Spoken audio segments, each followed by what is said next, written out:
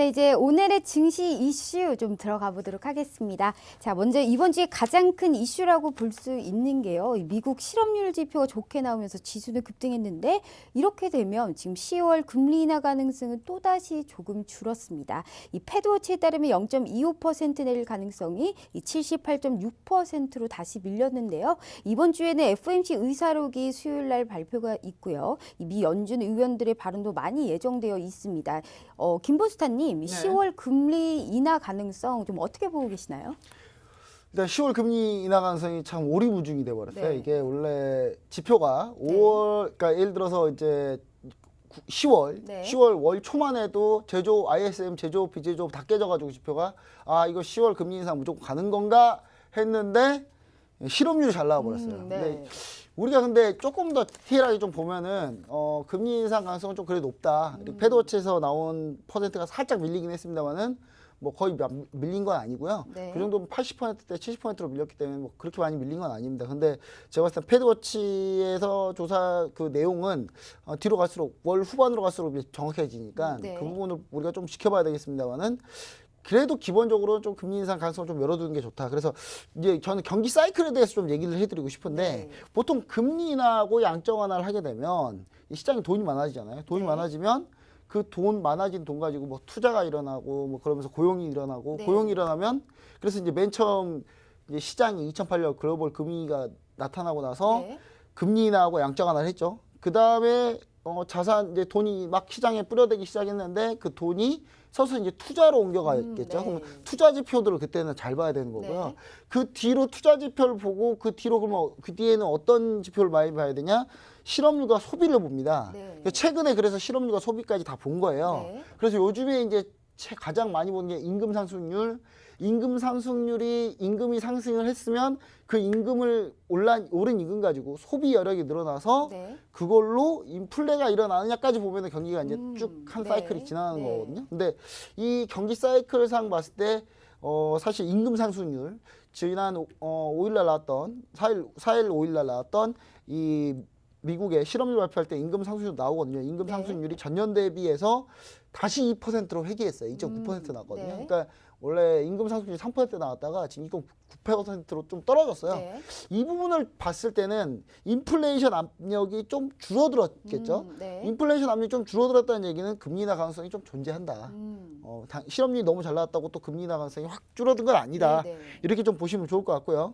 그다음 제조업 부분의 일자리 감소 같은 경우는 미중 무역 협상 같은 경우 스몰 딜이라도 좀 해야 한다는 압박을 좀 느끼지 않을까. 네. 저는 미 트럼프 행정부가 네. 그래서 스몰 딜이라도 해야 되는 압박을 느끼는데 이번 주에 이제 실무회담이 있죠. 실무회담에서 과연 그 압박을 얼마나 잘 서로 얘기해서 뭔가 결과가 나오냐인데 이제 사람들이 거의 대부분 기대하지 않습니다.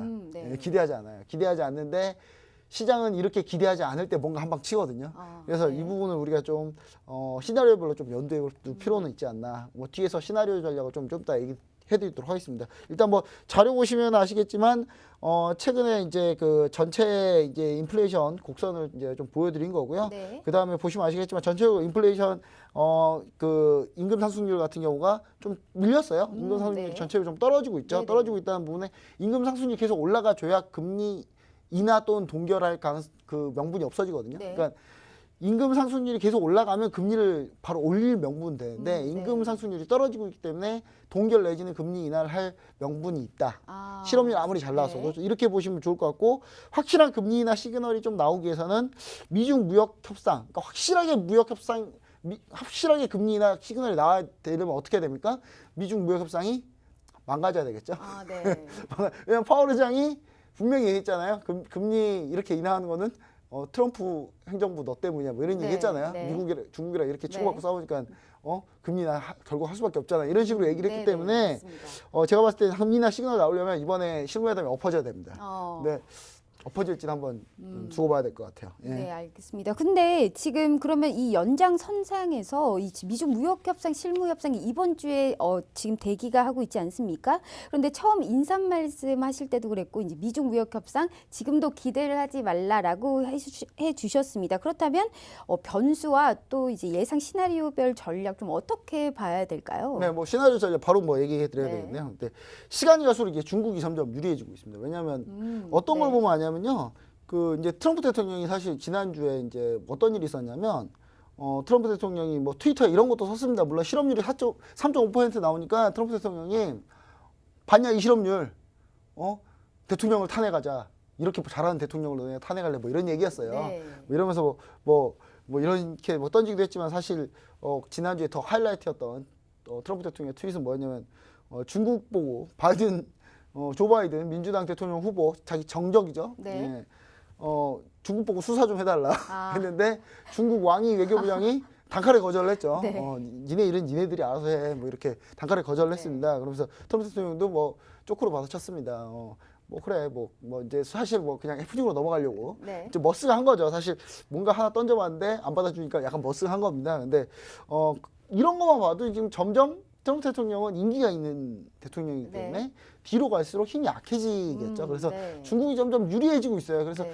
저는 이제 미국이 여기서 더 욕심을 부리면 이제 미국이 더 욕심을 부리면 결국 아무 합의도 없고 결국 다시 원점으로 다시 돌아가지 않을까 뭐 이런 생각이 네. 좀 드는데 그런 전략 때문에 이제 사실 미국도 약간 협상 전략을 좀 바꾸려고 하는 모양은 보이거든요. 네. 그래서 시나리오별로 이제 전략을 한 3가지 정도로 한번 나눠봤는데 네. 첫 번째로 보시면은 미중 스몰 딜.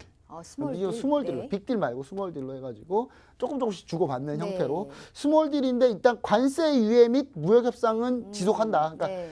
관세를 일단 먼저 유예를 해놓고 왜냐하면 15일 날 관세가 돌아오거든요. 네네. 예, 중국 제품에 대해 미국이 관세 추가 관세를 부과하는 게 15일인데 네. 이 15일 전에 이 협상이 어느 정도 스몰 딜이 나와서 무역 협상은 대신 지속하고 관세는 좀 유예하는 관세를 연기시키는 거죠. 네. 연기하거나 아예 폐지하거나 관세를 폐지까지 가면 이제 시장이 환호를 하겠죠. 근데 네. 폐지까지는 안 할 것 같고요. 왜냐하면 가능성이 거의 안 보이기 때문에 이게 그래서 일단 그렇게 되면은 어느 정도 좀 시장이 상당히 좋아하는 시나리오겠죠. 네. 근데 두 번째 시나리오는 이게 주로 이렇게 될 가능성이 상당히 높다고 다들 보고 있는데 합의는 실패합니다. 둘이 합의는 실패하는데 결국 추가 협상을 계속 지속하겠다. 이런 얘기하면서 근데 여기서 시나리오 두 번째에서 중요한 건 뭐냐면 15일 날 관세를 유예해 주느냐 아니면 15일 날 관세 때리고 추가 협상 하겠느냐. 네. 이 부분인데 제가 봤을 때는 관세를 때리고 추가 협상을 한다 그러면 이게 협상이 없다고 보시면 되고요. 네. 한동안 또 그거잖아요. 짝꿍 둘이서 네. 초등학생 짝꿍 둘이서 겁나 친하게 되나 한번 싸웠어요. 네. 둘 딱 토라지는 며칠 지나야 돼, 몇 달 지나야 되겠죠. 미국하고 중국하고 또 다시 또 협상 테이블 앉으려면 아마 그 상황이 오지 않을까. 관세를 유예해 주면 아마 토라지지 않고 서로 그래도 얘기라도 해볼 네. 것 같고요. 무역협상 세 번째 시나리오는 뭐냐면 무역협상이 결렬돼서 관세가 인상이 시행이 됐을 때 그때입니다. 뭐 이 시나리오 제일 싫어하겠죠 다들. 네. 지수가 밀릴 거니까요. 근데 요즘 너무 학습 효과가 잘 돼 있어가지고 이제 무역협상으로 뭐 세게 나와도 뭐 별로 시장이 뭐 며칠 반응하고 끝나지 않나. 저 요즘 약간 그렇다고 보거든요. 그리고 지금은 실적 시즌이기 때문에 약간 실적에 약간 좀 더 포커스를 두는 경향이 좀 있습니다. 네. 그래서 제가 봤을 때는 이 부분을 좀 감안했을 때 조금 탄력은 떨어질 거다. 예전처럼. 뭐 항상 네. 비슷했던 상황이니까요. 그리고 미국 같은 경우는 대중국 협상의 궁극적인 목적이 뭐냐면 중국의 강제 기술 이전 조항. 예를 들면 중국은 예를 들어서 중국에서 무슨 사업을 하고 싶어요? 네. 그러면 일단 합작회사를 차리게 해요. 단독으로 회사 못 들어오게 하거든요. 네. 자기네 나라 회사하고 합작회사를 차리게 한 다음에 일정 시간이 지나면 월천 기술을 중국 기업한테 이전시키도록 강제를 하거든요. 네. 이게 이제 기술 빼돌려고 한다라고 이제 미국은 이제 이거를 이제 문제 삼고 있죠. 네. 당연히 문제 삼아야 됩니다. 왜냐면 제가 봐도 이거 너무 불공정하잖아요. 네. 예. 아니, 이런 세상 이런 강도들이 날강도들이 어디 있습니까? 근데 중국은 이제 그렇게 하고 있어요. 근데 그리고 중국은 M&A 투자도 제한을 하고 있고. 네. 근데 요즘 살짝 풀었습니다. 금융 쪽은 뭐 보험이나 이쪽은 살짝 풀었거든요. 지금 51%까지도 네. 가능하게끔 해놨고. 근데 이제 그러려면 중국이 사이버 보안법을 수정을 해야 되는데 네. 수정을 할 가능성이 거의 없어요. 네, 거의 없고 이번에 이미 중국이 이미 밝혔어요. 먼저. 네. 투자 제한 및 지적재산권은 협상 테이블에 올려놓지 않겠다.